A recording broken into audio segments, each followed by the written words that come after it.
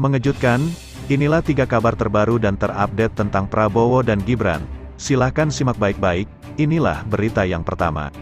Media asing soroti Gibran saat debat Cawapres hingga mengakui keunggulan putra Jokowi. Media internasional mengikuti perpolitikan di Indonesia khususnya pada saat debat kandidat calon wakil presiden. Sorotan media asing ini tak lepas dari sosok Gibran Rakabuming Raka yang merupakan putra Presiden Indonesia Joko Widodo. Gibran sebelumnya digambarkan sebagai tidak berpengalaman dan dianggap punya hak istimewa serta mampu bersaing di Pilpres berkat nepotisme. Ketika calon wakil presiden berdiri di panggung untuk debat, semua mata tertuju pada Gibran. Ia mungkin jadi calon wakil presiden paling kontroversial dalam sejarah Indonesia. Meski menghadapi tuduhan tidak berpengalaman dan nepotisme, Gibran, putra sulung berusia 36 tahun dari Presiden Indonesia saat ini, Joko Widodo, mendominasi panggung meski bersaing dengan kandidat yang jauh lebih berpengalaman. Umumnya, para pengamat berpendapat penampilan Gibran jauh melampaui ekspektasi. Secara keseluruhan, semua meragukan bahwa Gibran adalah seorang yang tidak tahu apa-apa, telah terbukti sepenuhnya salah. Gibran siap menghadapi debat dan menunjukkan pemahaman yang sangat baik tentang masalah ekonomi, lebih baik daripada dua lawannya. Sejak mengumumkan pencalonannya bulan Oktober, Gibran dihadapkan pada badai kontroversi, termasuk tuduhan sebagai nepo baby dan kelanjutan dari politik dinasti yang lama menghantui politik Indonesia. Tanpa pengalaman politik kecuali 2 tahun menjabat sebagai wali kota Surakarta di Jawa Tengah, Gibran dituduh mencoba memanfaatkan popularitas ayahnya, Joko Widodo yang juga pernah menjabat sebagai wali kota Surakarta, dan kekurangan kredibilitas rival-rivalnya, Wakil Ketua DPR Abdul Muhaimin Iskandar, dan Menteri Koordinator Bidang Politik, Hukum, dan Keamanan Mahfud MD. Pencalonan Gibran difasilitasi oleh keputusan kontroversial Mahkamah Konstitusi Indonesia pada Oktober lalu yang melonggarkan persyaratan usia minimum untuk calon presiden dan wakil presiden. Meskipun mahkamah tersebut pada dasarnya mempertahankan ambang batas usia minimum 40 tahun, para hakim membuat pengecualian yang memungkinkan pejabat yang berusia setidaknya 35 tahun untuk mencalonkan diri jika mereka sebelumnya pernah terpilih menjadi pejabat publik hasil dari pemilihan umum, memungkinkan Gibran menjadi pasangan calon Menteri Pertahanan Prabowo Subianto dalam pemilihan tanggal 14 Februari tahun depan. Keputusan ini dipandang kontroversial karena Ketua Mahkamah Konstitusi saat itu, Anwar Usman, adalah ipar Presiden Joko Widodo.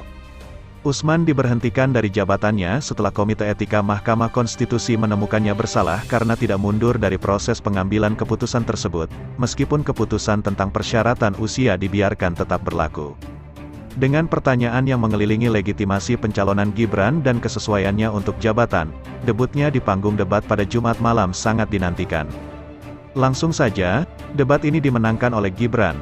Sejauh ini, ekspektasi atas Gibran sangat rendah. Pada dasarnya, Gibran belum pernah diuji. Pada debat presiden pertama, dia terlihat seperti sebuah anomali, laksana seorang pelajar sekolah menengah yang dikelilingi oleh politisi berpengalaman dan gubernur. Pada debat ini, penampilannya jauh lebih baik daripada 2 orang yang saya perkirakan akan mengalahkannya, yaitu Mahfud MD dan Muhaimin. Jelas dia siap, percaya diri, dan menguasai materi, mungkin telah dilatih secara intensif oleh tim persiapannya. Debat kedua dari 5 debat televisi, dan yang pertama kali menampilkan calon wakil presiden, difokuskan pada ekonomi, termasuk isu-isu seperti pajak, perdagangan, pengelolaan anggaran negara, infrastruktur, dan perencanaan kota. Pertanyaan yang diajukan oleh panel ahli sangat spesifik dan membutuhkan pemahaman setiap kandidat tentang topik ekonomi. Menurut Rafid Randi, pemahaman lemah para kandidat tentang ekonomi terlihat pada beberapa momen, termasuk ketika pertanyaan beralih ke pembiayaan proyek dan program pemerintah. Gibran menjelaskan beberapa program, misalnya, program makan siang gratis senilai 400 triliun, tetapi tidak menjelaskan sumber pembiayaan. Pada saat lain dalam debat, Muhaimin mengatakan dia dan calon Presiden Anies Baswedan, mantan Gubernur Jakarta, ingin membangun 40 kota baru di seluruh Indonesia untuk menyaingi Jakarta, tanpa menjelaskan bagaimana ini akan dibiayai. Titik utama konflik malam itu muncul ketika para kandidat berselisih pendapat tentang Nusantara, ibu kota baru Indonesia, yang saat ini sedang dibangun di hutan Kalimantan. Rencana ini, yang dipimpin oleh Presiden Joko Widodo, melibatkan pemindahan Jakarta, yang padat, penuh kabut asap, dan tenggelam akibat ekstraksi air tanah ilegal, dengan biaya proyek yang diproyeksikan mencapai 1,3 miliar dolar Amerika. Proyek ini dipandang kesulitan mendapatkan investasi asing, yang direncanakan untuk menutupi sebagian besar biayanya yang besar, dan dianggap hanya menarik investor lokal, sesuatu yang Mahfud pertanyakan kepada Gibran mengingat dukungannya terhadap rencana tersebut. Itulah berita yang pertama, sekarang Mimin akan bacakan berita yang kedua. Disebut Gibran tidak konsisten, ternyata begini alasan Cak Imin pernah potong tumpeng di IKN. Dalam debat Cawapres, Gibran Rakabuming Raka menyampaikan kritik terhadap Muhaimin yang menganggap pembangunan ibu kota negara Nusantara tidak sesuai dengan prioritas yang ada. Gibran mengingatkan bahwa Muhaimin sebelumnya pernah terlibat dalam perayaan resmi dan pemotongan tumpeng di IKN Nusantara, sebelum akhirnya menjadi pasangan Anies Baswedan. Gus Muhaimin sebelumnya sempat meresmikan dan memotong tumpeng di IKN, namun, sikapnya berubah setelah mendukung perubahan yang diusung oleh Pak Anies.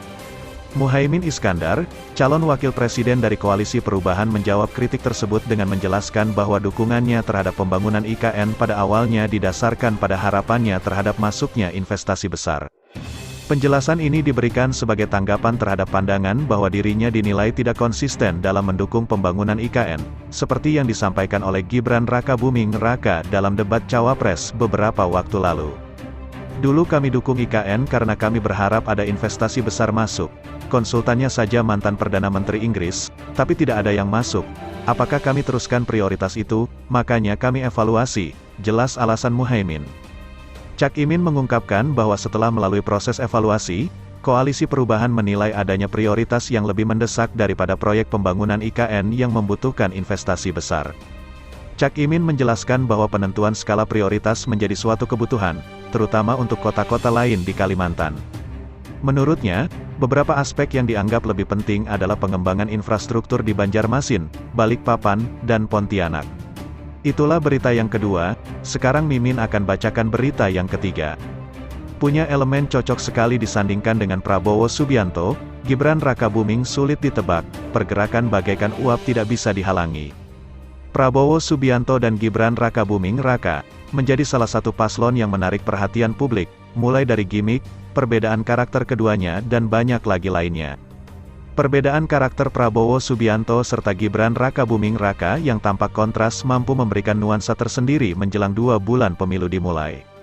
Prabowo Subianto dengan karakter tegas, wibawa, sedangkan Gibran Rakabuming Raka cenderung sulit ditebak, yang mana perbedaan tersebut membuat paslon ini beda dari kebanyakan.